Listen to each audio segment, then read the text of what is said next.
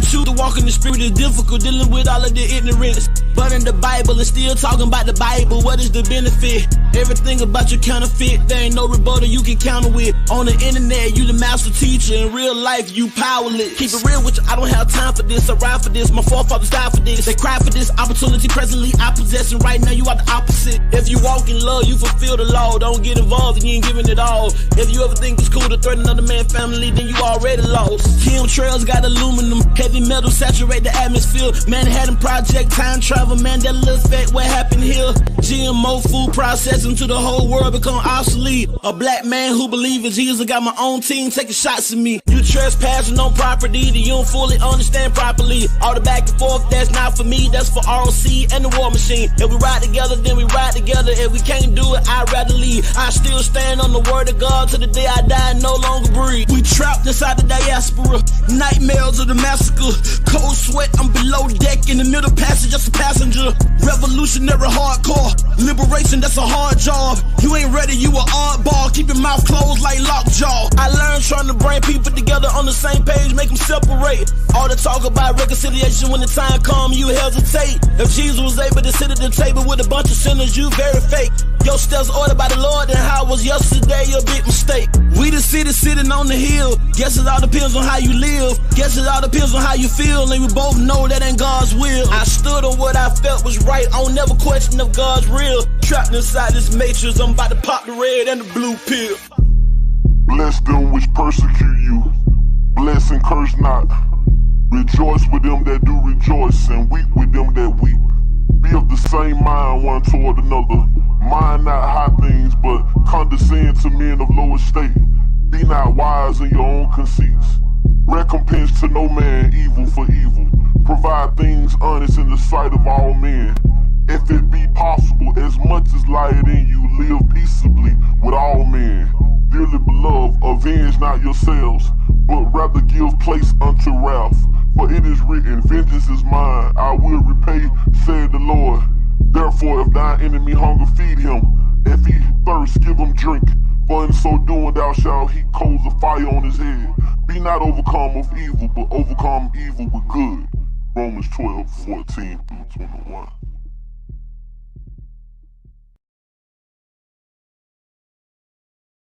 You're not hating Manny, you're not hating Manny, hating Manny, you're not hating Manny, you're not hating Manny, hating Manny, you're not hating Manny, you're not hating Manny, hating Manny, you're not hating Manny, you're not hating Manny, hating Manny, you're not hating Manny, you're not hating Manny, hating Manny, you're not hating Manny, you're not hating Manny, hating Manny, you're not hating Manny, you're not hating Manny, hating Manny, you're not hating Manny, you're not Manny. I am Peyton Manning level, I'm on GOAT status. I think I'm the baddest mother lover ever walk on this planet. Damn it, you could never see me, you could never beat me, you could never be me, disrespect me, and I'm eating all of your pizza. I know I'm not right, I know I'm not white, I know I'm gon' call the popo on you if you hit me. I don't fight, I'm a rapper, I don't write. Rio, you got all that hype, that's the stuff that I don't like. Why you laughing at my height? I wish I could slap your face. You just think you're so amazing, you just think that you're the greatest. Why you bucking Tom Brady? I am Peyton Manning, end of conversation. You just hating, I am Peyton Manning, say it. I am Peyton Manning, say it. No, Dibble God playing, that's a Drake line. Beat the midget up, that's a hate crime. Baytown's on 3 game time. Got the trunk knocking from the baseline. I'm all about the money, baby, crocker cake time. Chopsticks on deck, no Shanghai. 4-5, you come to my waistline. Keep the 4-5 tucked by my waistline. You soft in the middle like fruit pie. I know it hard for you to walk a straight line. You wouldn't throw trays in the food fight. Know what I heard through the grapevine. I know you don't mind wasting your time. I would just prefer you didn't waste mine. You gon' get what coming to you in due time. Little pussycat running from the K9. You're not hating Manny, you're not hating Manny, hating Manny, you're not hating Manny, you're not hating Manny, hating Manny, you're not hating Manny, you're not hating Manny, hating Manny, you're not hating Manny, you're not hating Manny, hating Manny, you're not hating Manny, you're not hating Manny, hating Manny, you're not hating Manny, you're not hating Manny, hating Manny, you're not hating Manny, you're not hating Manny, hating Manny, you're not hating Manny. You're not hating Manny, hating Manny. You ain't nowhere in my category, mandatory for me to tell you that you were very boring. And the moral of the story, I wish I could just ignore you, but they gotta bury your body, put you in the crematorium. And I'm the only audio inside the auditorium. And when I'm finished with you, you will not have no memorial. You wanna be Luigi, but you're not ready for Mario. And no scenario, running circles around your cardio. And that's a body blow, it's not a secret. Everybody know that you ain't coming close. I leave you comatose, and you become a ghost. I overdose, I gotta overload. That's when the windows of heaven open up for me with the overflow. And I can feel the power moving within every last chromosome. Battle right around the corner, you already know it's on. Understand me, you're not hating Manny, you're not hating Manny. Woo!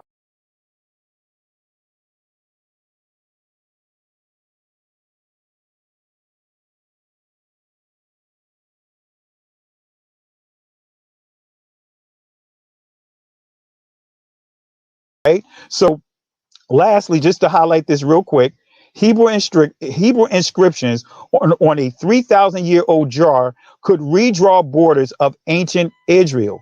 But see, when I look at this, I go even further with this. Why? Because this also will further prove that our ancestors, yeah, some of them wrote Arabic, and I'm not going to say that they didn't know Arabic. That'd be ignorant of me saying that. But I can prove that they were speaking, they were writing and speaking Aramaic, and I can prove this. Some of them understood Hebrew. I'm not going to say all of them, some of them.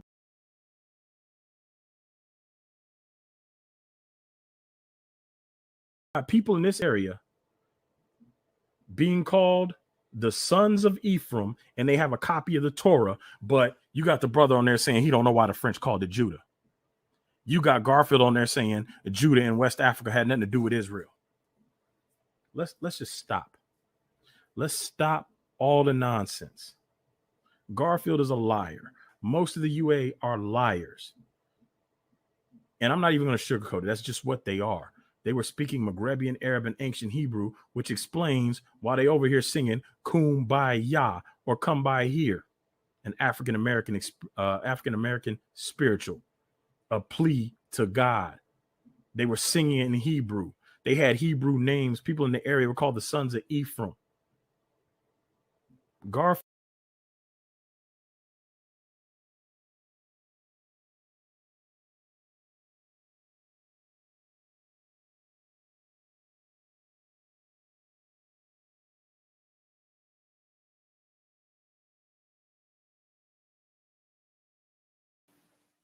Let me do it like this. Yeah, it's all ready to go. I might as well bore everybody to death with this joint. Nerds are us right now. So it's funny you put it that way because I'm fascinated by this. I'm sure other people with an interesting language are going to enjoy this as well. Right. Some of us are not going to find this boring in the least. No, I'm with it. So yeah, so we're talking about Africanism in the Gullah dialect by Lorenzo Dalturn. This book, and shout out to Benaya for even letting me know this book existed, because I had no idea. The moment, like, I'm literally ordering this book as we're talking. You know what I'm saying? While we're having the interview, I'm like, oh, this what? This book exists? I'm all over the book, right? And so I get the book and I inhale the book. I'm 48 hours like straight reading the book. I couldn't stop reading the book. And so there was an aspect about this book that I found that was extremely interesting. And I'll say this: me and Benai have a different take on the book, and we have a different take on a website that he cited concerning Muslim history, Islamic history in the Low Country in the South and whatnot. And I'll say we have a different take on it, probably based upon our historical background. I've studied a lot about Islamic West Africa, etc. And a lot of people coming out of the Christian church, etc., typically don't do them kind of studies or whatnot. So I'm not saying Benai is incorrect on anything he said about the book or anything or any of his concepts about West Africa. I'm saying we just have a different understanding of the concept. But that being said, I want to jump into something that he was talking about, because he was talking about, for instance, that there was less than 1% Arabic in the Gullah language, that there was only 27 words that were in Arabic, etc. And he also said in the interview for people to go double check his work.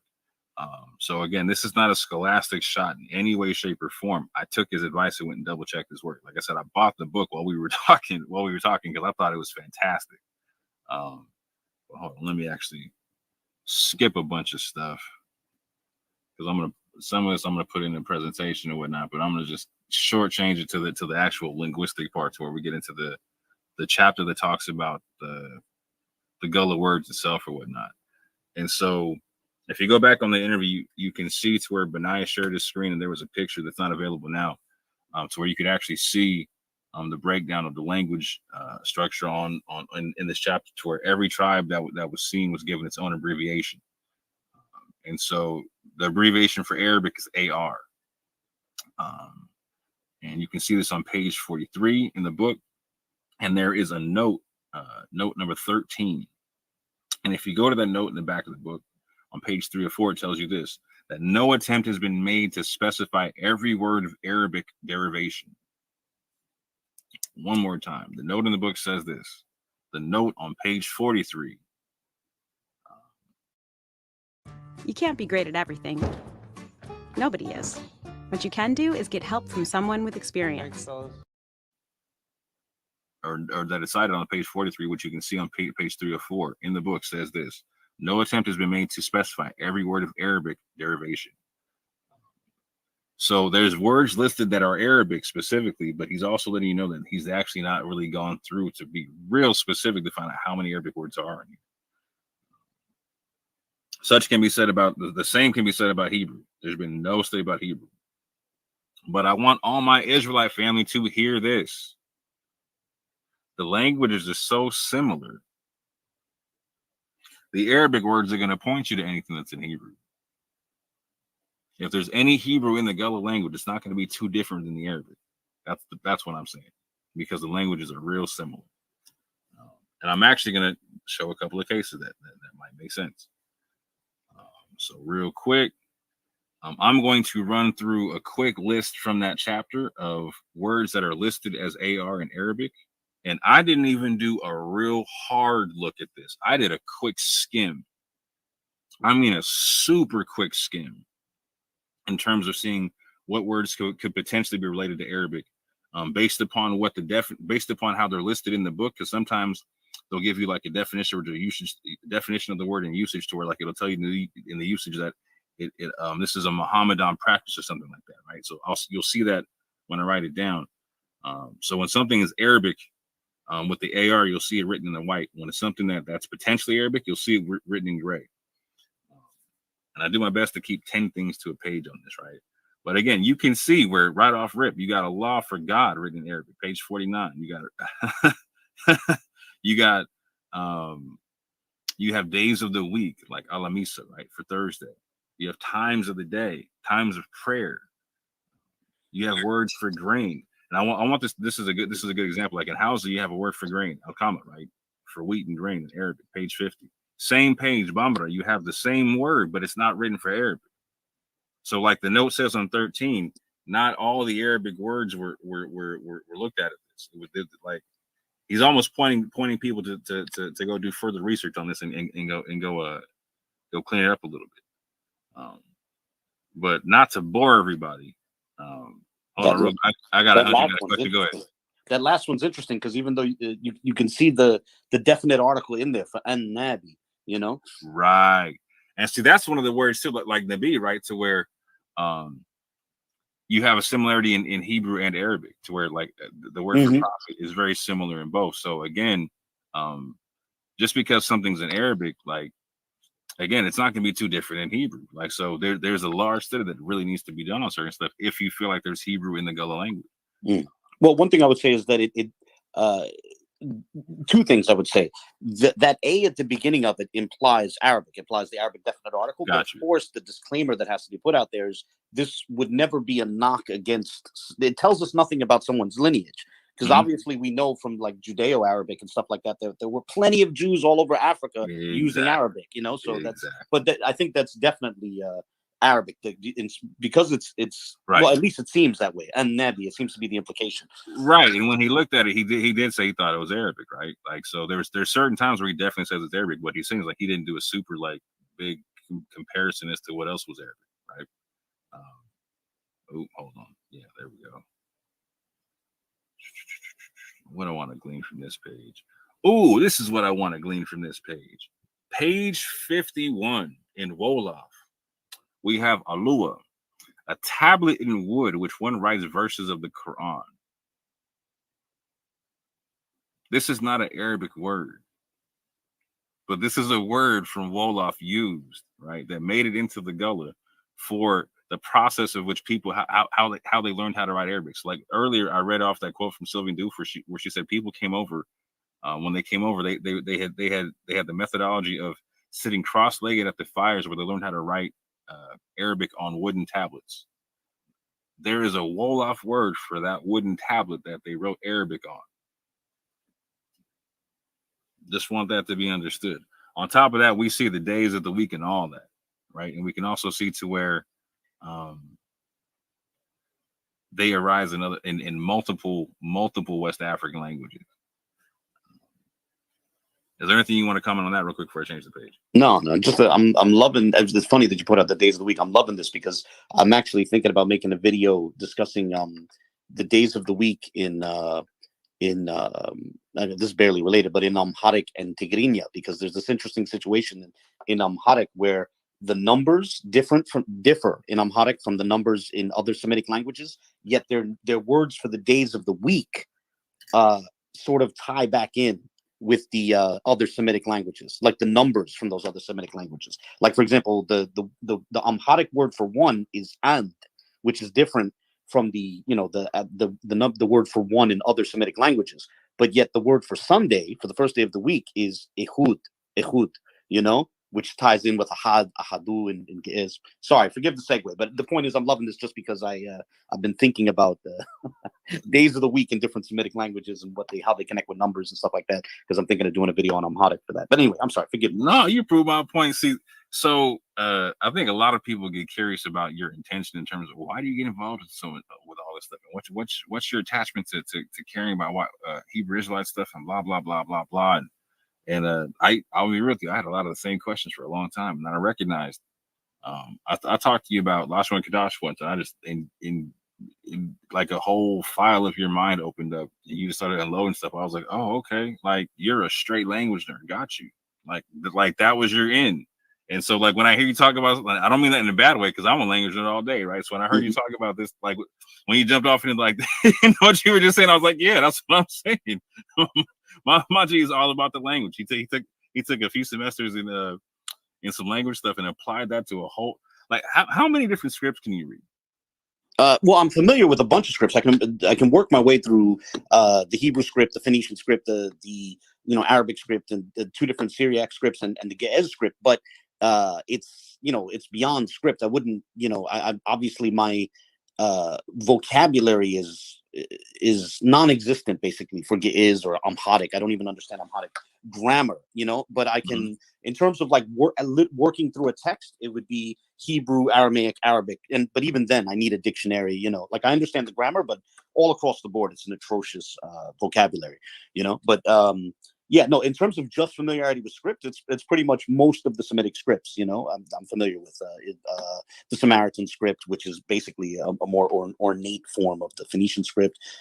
Even a little bit with the I'm ashamed to say I can't remember the name of it. It's a form of Aramaic, Mandaic, which I think has reference to the Quranic name of Jesus. Straight, yeah, you're a straight. I have like nerd. a 10-year-old video on that. You are a straight nerd. He said Mandaic. Wow. Yeah, case in point. I don't, like I said, I'm not eating this on you at all. He just said Mandaic, fam. Go look that up. Wow. The only reason I came across that is because that has relevance to to questions about the Quranic name for Jesus, which begins with an ayin, and it's very different from the sort of the Arabic name that most Christians use for Jesus, which is based on the Syriac and the Hebrew, and so that the Quranic name diverges. And I think a potential explanation of why that is to look at Mandaic, because it shows the possible evolution. Because, for example, what's his name? I'm going to mispronounce his name, but that famous German scholar Noeldeki, the Noeldeki, it looks like it says. I don't know. I'm terrible with German names, but yeah, me too. I'm not going to. So he had proposed. Apparently, Mandaic shows that there are instances where a yod, he gives a bunch of examples where like a yod in Syriac becomes an ayin in Mandaic. Like this happens a lot. And then, of course, we know that also in Mandaic, a lot of times an ayin will turn into an aleph or just drop off. And once you have that, you can easily get from Yasur to Isa, because then, you just have to, you need that initial Ya to turn into an ayin, which is what happens with the Quranic name of Jesus. And then the ayin at the end drops off. Like it seems so different at first, but once you take into account what happened when things went from Syriac to Mandaic, you can suddenly see a possible line of evolution that leads us from Yeshua or Yasua or whatever unto the Quranic name Isa. That's the only reason I ever got into Mandaic, because it was part of my, from like a decade ago. I have a video on that, on the name of Jesus, and that Mandaic helps to explain how that might have happened. It gives us a natural explanation, because I think a lot of people polemicize against the Quranic name, for Jesus, but there is a plausible natural explanation, and it becomes the plausibility of it becomes more obvious when a person gets into Mandaic. Sorry for this segue. Oh no, because see, this is how you know we're both geeks and nerds, right? Because I'm stopping myself from like bringing out an argument for Ya Isa in the Quran, like a whole bro, I'm stopping myself from geeking out too, right? So, but that's what I'm saying, fam. I recognize the language nerd in you because I got the same language nerd in me, right? You just we both just geeked out over the whole man, Dave, Isa, like out of nowhere, right? Out of nowhere. But we could probably talk about that for an hour. That's the cool part, right? Mm-hmm. But that's what I'm saying. Like it took me a minute to recognize. Like, oh, okay, you're just about the language stuff. Like, it's fun for you. I got you. Mm-hmm. It's fascinating. It really is. I mean, the nexus of the different Semitic languages is fascinating. Facts. First dates, and the joy of finding out they're exactly who you hoped for. Use Been Verified to search the people you've matched with and get the info you need to let love. But going further, because I'm losing everybody. I know. Yeah, sorry about that. I'm gonna mute myself now. No, you're good. We had to geek out for a second. It was bound to happen at one point. So I wanted to point out as well, so we have non-Arabic mentions to the companion of the Prophet on page 51. We also have non-Arabic in terms of it being phrased that way by the author. We have comments of the mother of Muhammad, also amen, and so be it, Amin or Amina, right? Depending on how it's being understood in Mandingo. Going further, we have again in Bambara, Amina as Amen in page 51. We have all kind of stuff that's related to the Prophet in days from Muhammad on days and festivals, etc., whatnot. Sins and vices, thanks, bilahi, these are terms that you hear in comments, so bilahi or whatnot, Bilali, the first Muezzin, the son of Ali, etc., all kind of stuff on page 64. There's all kind of references to this stuff, right? I'm kind of just going to speed through this a little bit. We have daughters of the Prophet of Muhammad. We have names of prophets in the Quran. This here where you hear, let's see the Bukhari stuff, the name given to the second son. I didn't touch on it, but I have it in my slides. In the book, it actually talks about naming traditions amongst different tribes of Africans, and it talks about how the Muslims do it in different tribes, like the Yoruba, the Mandingo, etc. It talks about the Islamic naming practices of these tribes coming over in this book. It talks about the deen or the religion or the faith. It talks about the daughter of Muhammad. I mean, wow, Fatima comes up in that book. That's interesting. Page 80. Oh, fam, you got Khadijah in the book. You got all kind of people in the book. Wow. Oh, wait. Hold on. I gotta go back. So I was showing you the word for the writing tablet. Here is the Arabic word for ink on page 71. Being introduced by the Bambara.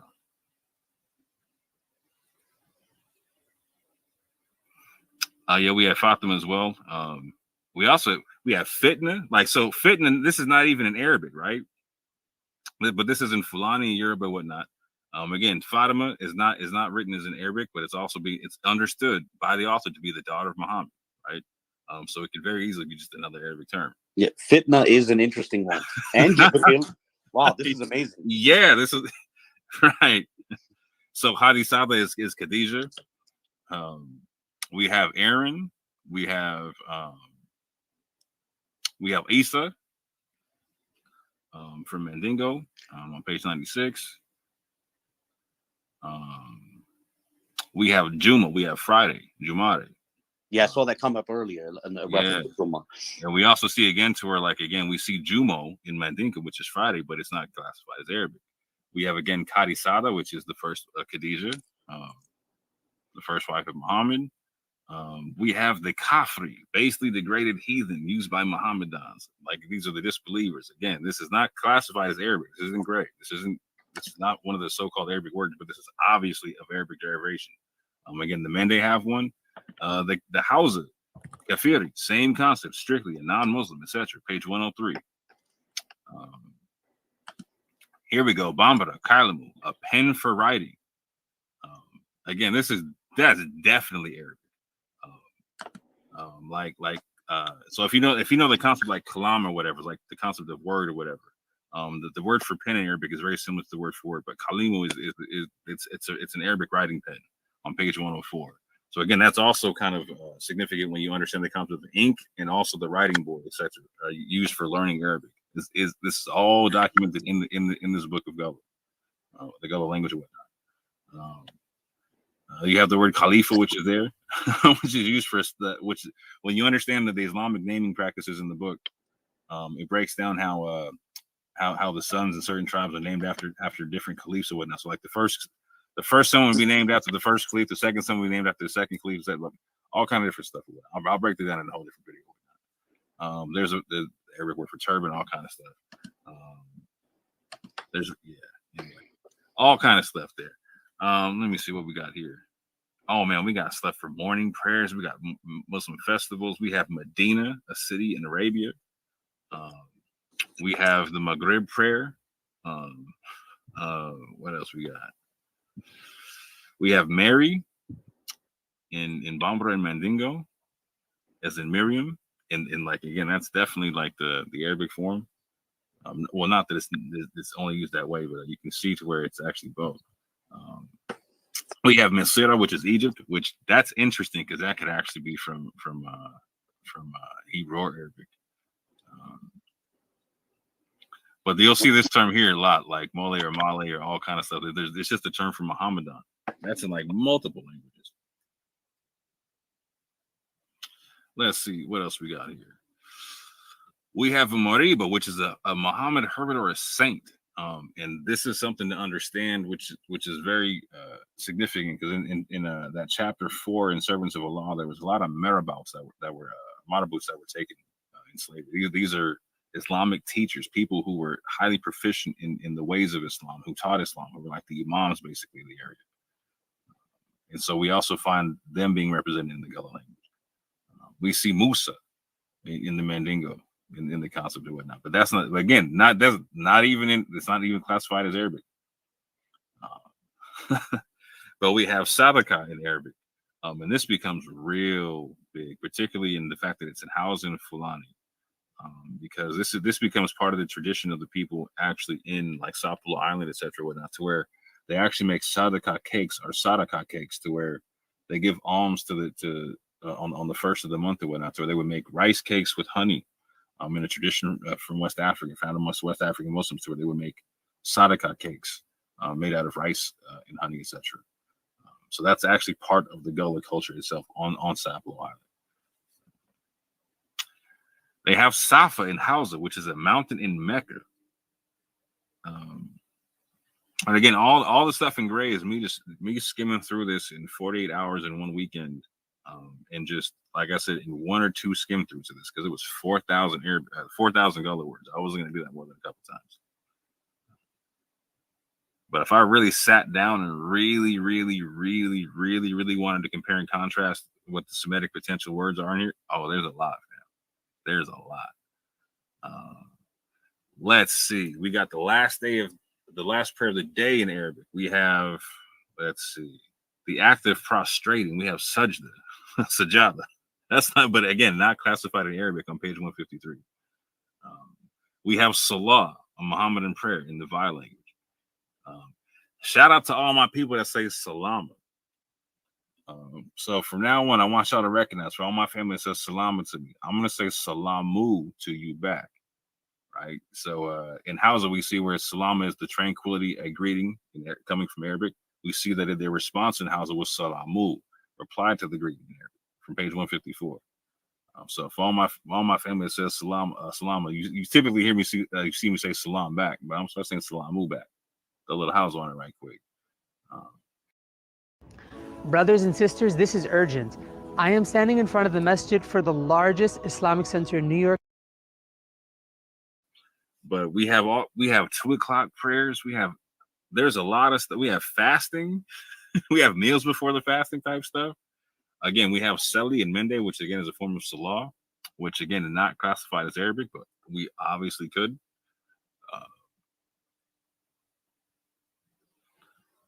Let's see what else we got here.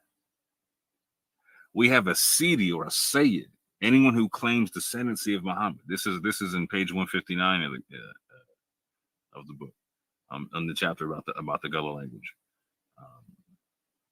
We have Sidr, like for road, like Surat al-Mustaqim, 160.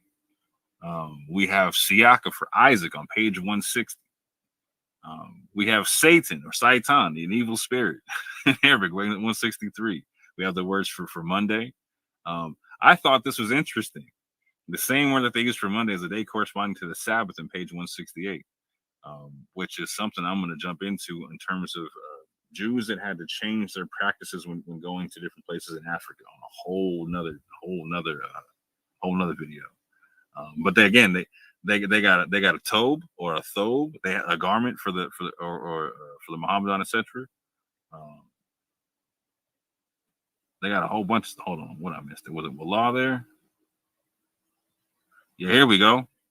That's the one. We got the Wallah right there. A board used by Mohammedans in writing. Again, in Europe.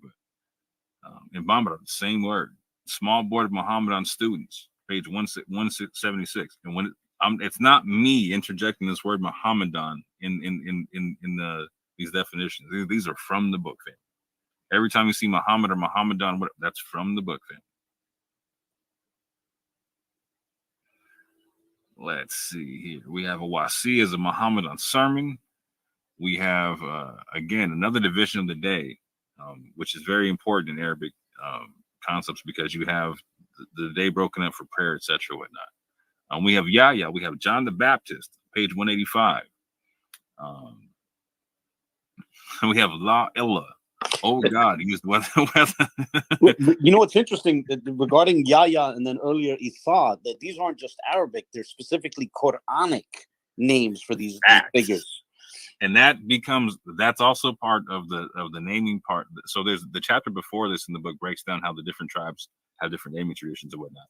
And that's actually the Quranic names are part of the naming traditions of different tribes. So different ones do it different. Like some of them will do it after the Khalifas or whatnot. And some of them do them after different people in the Quran and whatnot. But yeah, again, you'll see it again. You see Job, Ayuba. You see Adamu, right? You see Ali, the name given to the 5th male child. Again, having to do with the nephew of Muhammad, etc. Now, this is one that I thought was interesting. This is Saut, to move around the Kaaba, a religious ring dance. This is page 202. Now, this is huge. So in the video, so you clipped up the Muslim tour guide Amir. I forgot his last name. Torre Amir. Yeah. Torre. There you go. You clipped up his video, but at there was a portion that you didn't get in your version, to where, like, if you actually listen to the whole Facebook video, he actually talks about the ring shout and how the fact that the ring shout was actually their version of performing Hajj, because they couldn't go to Mecca. And so it says in the book that the ring shout, the term for ring shout, is based off of an Arabic term saut, to move around the Kaaba as a religious ring dance. And so even the ring shout concept. So we hear people talk about, like, well, there is no Islamic songs or Arabic songs in the song tradition of the Gullah, etc. The ring shout tradition in and of itself is Islamic, or based off of Semitic concepts, because Hajj is not just an Islamic concept. Making Hajj to Mecca is not just an Islamic concept.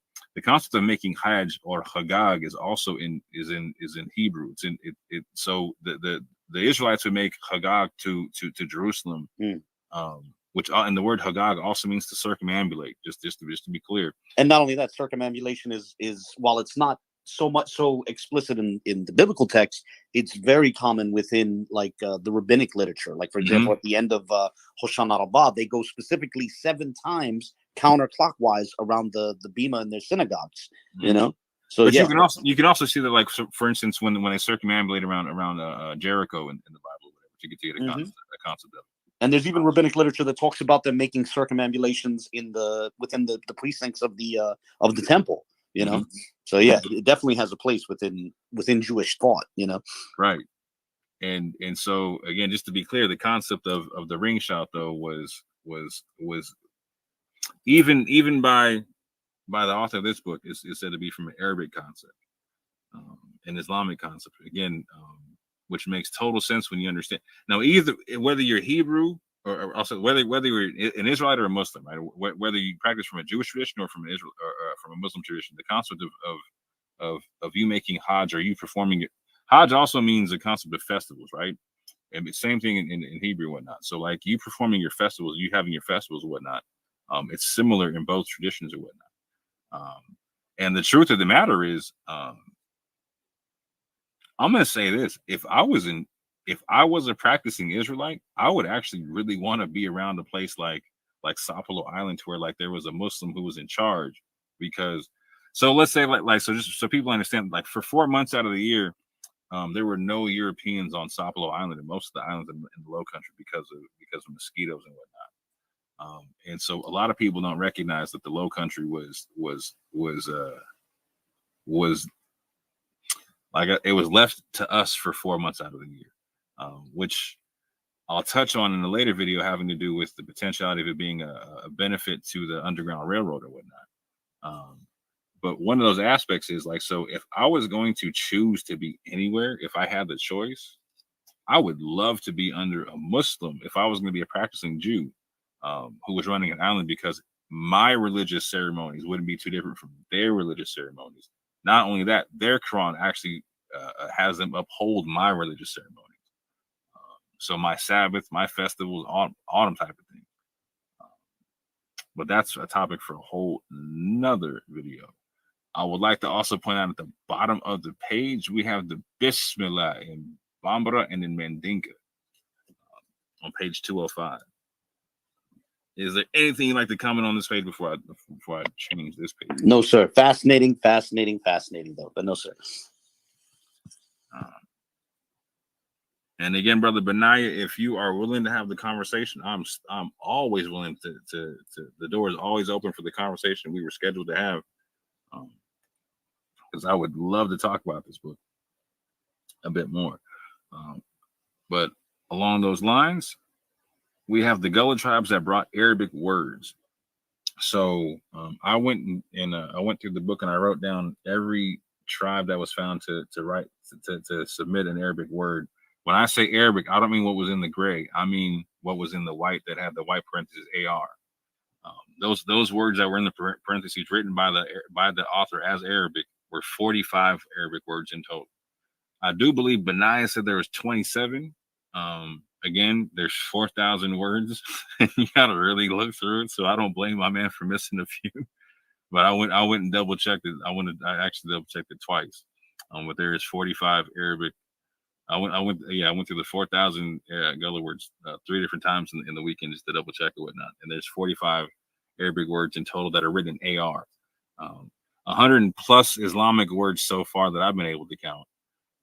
And when I do the word count all together, out of the 4,000 words in Gullah, around 2,200 were submitted by people, by the 10 tribes who had also submitted Arabic words.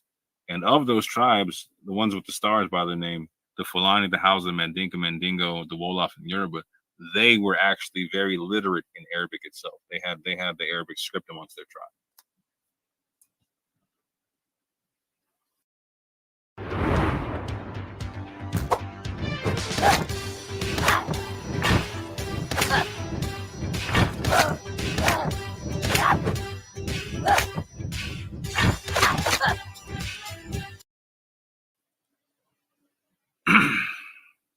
So in terms of like insipidity and the people from the Congo and whatnot, I'm dealing with the Congo cosmogram on the floor, etc., and the potential insipidity on the pews or whatnot.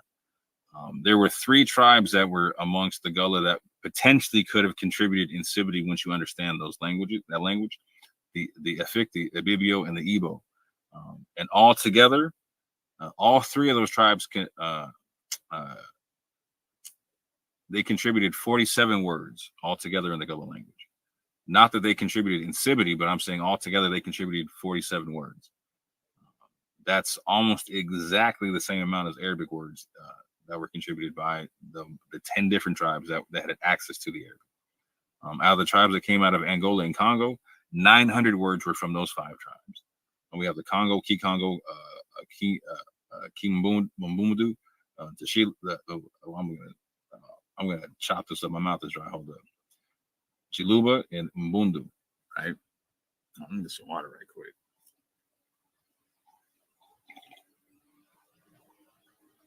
So in comparison, there was a narrative that there was less than 1% of the Arabic, or 1% of the Gullah language had Arabic in it. In fact, it was being said it was like 0.0006 or 006, something like that, 007, something like that. Whatever 27 divided by 4,000. So just as these are the numbers that I came up with, and again, I could be wrong. So please double check my work. And my methodology for this was like, so when it came down to the Efik and when it came down to, or the people who contributed insipidity and the people, the times that like Arabic was used, I got real meticulous, real super meticulous, and wrote down every time I saw one of their words. When it came down to what I'm showing over here, like the 2,200 Gullah words, or the 900 Gullah words, or the etc., like with the big number, I took the first tribe that was listed that had the word, and I took the first tribe and left it from there. There would be multiple tribes that had that could have a similar word or whatnot, but 9 times out of 10 they were from the same region. And they weren't seen to have. You were going to find a word from the Yoruba amongst the people in Congo, etc., whatnot. So it wasn't too hard to separate things out. So in order to save time, instead of going through all of them meticulously, I took the first word or the first tribe that was mentioned and categorized that word from their language group and whatnot, from their area and whatnot. So either it was amongst the 10 tribes, the 5 tribes, or the 3. So in that sense, I wasn't as meticulous as I was with the Arabic, where I definitely made sure I got every entry or the words that came from the 3 tribes that potentially could have contributed insipidity, because I got every entry for them. And so I'll also say this: when it came to the words for the people of Angola, I rounded up to 900, and for the people, the 10 tribes that contributed Arabic, I rounded down to 2,200. So I'm trying to be as charitable as possible with my numbers and whatnot. But for what I see here, again, there's 45 words in Arabic, which came down to 1.125%, which is almost the exact same with the amount of people or amount of words that came in from people that contributed the insipidity. So if you're saying that insipidity is on the pews, based upon the amount of Arabic that's found amongst the Gullah, it's also equally likely that Arabic is also on the pews. Like I said, I saw at least, from my count, like 111 different potentially Islamic words, and I didn't even get meticulous with it, fam. I didn't even get meticulous. If I got super meticulous with it, I would have found a lot more. But what I found was 2.5%. And again, with my count, the 10 tribes that had access to Arabic contributed 2,200 words to the 4,000 words of the Gullah language, which is 55% of the language. The Angolans, the Angolans and people from the Congo, they contributed 900 words out of the 4,000, which equals up to 22.5%. Again, we have the 3 tribes that contributed insipidity with 47 words. That comes out to 1.175%, almost the exact same as the Arabic. This is, by the way, this is also significant because some had put forth the argument that the Gullah strictly came from Angola, which had a negligible Muslim presence. But what you're seeing here is that quite a bit of the language got contributions from people who came from areas that had significant Muslim presences. Mm-hmm. And it's true, there was a large population amongst the slaves that were from Angola and from Congo and whatnot. However, particularly when it comes to understanding the South Carolina and Georgia and the Low Country, they were searching for slaves that were coming from the rice coast of Africa, i.e. from like the Senegambia to Nigeria. Because particularly with South Carolina and particularly with South Carolina, again, like the major port being Charleston and whatnot, like if you were getting slaves in Georgia, they were coming from Charleston. In that area, rice became their main crop, in the sense that like rice made South Carolina one of the richest state, if not the richest state in that time period. And so they needed people who were proficient in growing rice. So a large part of the Gullah and Geechee culture is the fact that they know that they come from the rice coast of Africa. In fact, they've actually taken trips, and I'm going to show this on other videos. They've taken trips back to Africa and actually compared and contrasted their language to people in West Africa and the rice coast, and you can see where they overlap in Sierra Leone, etc. Their food, their language, their customs, all kind of stuff. So not that people didn't come from the Congo, but the fact of the matter is the Geechee culture is largely based off the rice coast of West Africa, from the Senegambia, and like Sierra Leone and all that type of stuff to Nigeria. Going forward. Your brothers and sisters with disabilities are literally being carried up these stairs so that they can perform their salah in the masjid. Brothers and sisters, this is urgent. I am standing in front of the masjid for the largest Islamic center in New York City, and the only way to get inside the masjid is to go up these stairs right here. We need your help to install an elevator right here so that all of our brothers and sisters can access the masjid. The Prophet ﷺ said that whoever relieves the difficulty of a believer in this world, Allah will relieve a difficulty of theirs in the akhirah. So brothers and sisters, click the link below, donate whatever you can, and please help us get this elevator so that all of our brothers and sisters can access the masjid. May Allah reward you.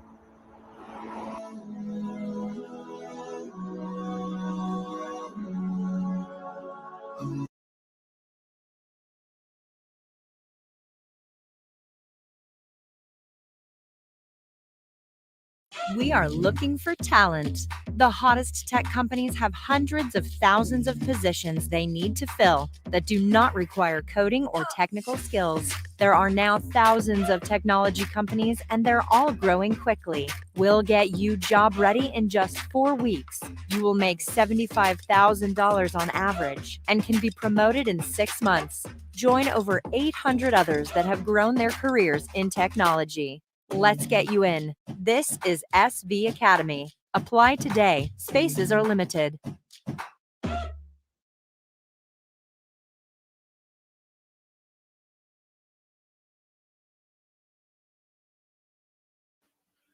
On top of that, there was this concept of, again, there were some people who were trying to put a narrative on the Fulani or the slaves that were known in America to be proficient in Arabic, because most of them were Fulani and whatnot.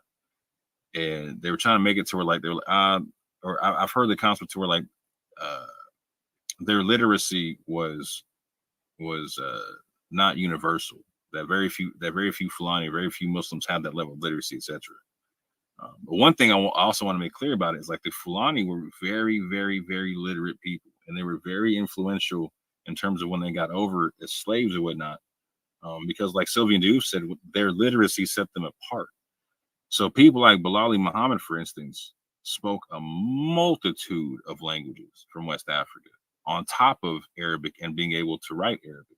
So being able to speak a multitude of languages makes it to where you can actually navigate between multitudes of tribes coming over, particularly if you are the head, like basically the foreman. You're the guy, you're in charge of the labor and whatnot, which Bilali Muhammad was. But what's interesting about that is we see that in the Gullah language, the counting system is almost identical to the Fulani counting system. which makes sense when you understand that people like Bilali Muhammad and Salih Bilali ran 2 islands on the Low Country coast and whatnot, and had anywhere between 800 and 1,000 slaves between the 2 islands. So if they're the head people in charge, they're Fulani. They speak multiple languages and whatnot, and they're having the people work underneath them in a universal fashion and whatnot. It makes sense to where they learn the Fulani counting system. The people that learn the Fulani counting system to work with. But these Fulani were also Muslim in large, vast majorities, and literate Muslims at that. So the fact that the Fulani counting system is the Gullah counting system lets you know how influential Fulani culture and Islamic culture was in Gullah culture. And again, these are recorded in Darren, Georgia. These numerals here, recorded in Georgia.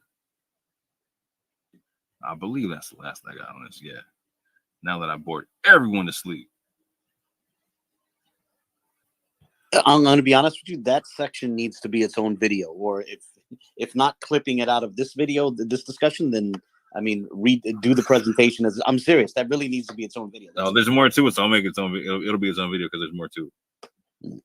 I only got through like half of it.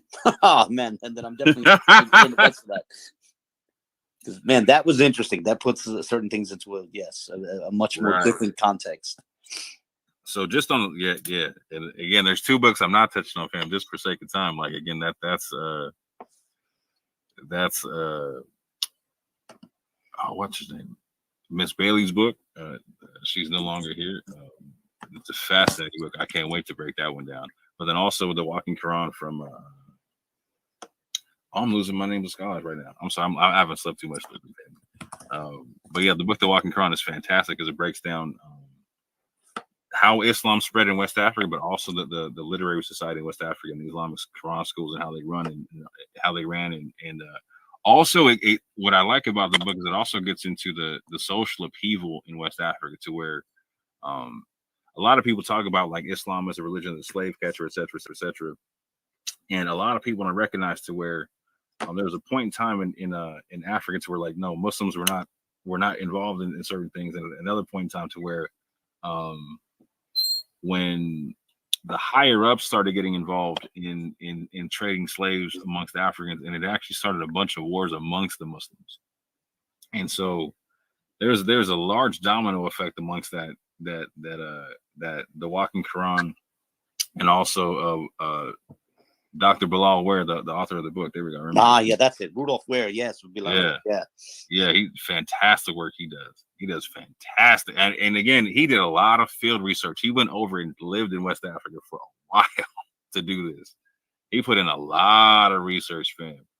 And so his insight is very, very, very fantastic and unique because not a lot of people have done the study that he's done. And so. He actually breaks down the concept to where, like in West Africa, there was a large split between the upper class and the middle class and lower class to the extent to where there was actually wars being fought against the upper class because they were seen to be disregarding the laws of Islam and selling Muslims and slaves and imprisoning people who could recite the Quran and all kind of things. Where like it's a different picture than what most people think. And so people need to understand how Islam came into West Africa. I'm not saying North Africa. I'm talking about West Africa, because the book talks mostly about how it came in through trade and through the spread from the religious leaders that were coming through, teaching people how to read and write, et cetera, et cetera, et cetera. For like education was a big aspect of how Islam spread. And part of the educational system was you did not have to be a Muslim to learn how to read and write. This is something that you can find common in a bunch of it.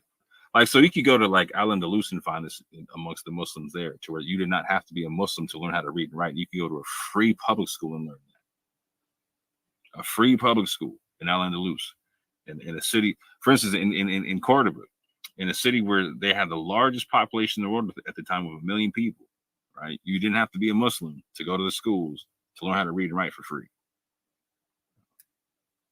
But anyway, that's a whole nother boring topic that I'll get into in a whole nother time. Any thoughts, brother man? No. I mean, a lot. The only thing I'll say is I'm definitely looking forward to your fuller presentation. Definitely. That the little bit that you showed, or the half that you showed, was, man, there's a lot to say, and it has a lot of relevance to some of the conversations that have been had recently.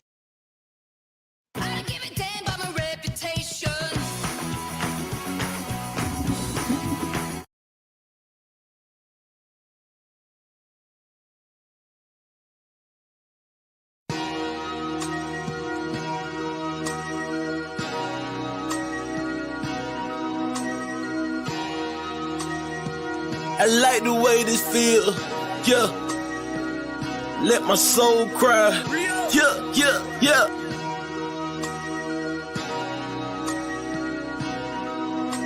Minister, we gonna speak from the heart on this one.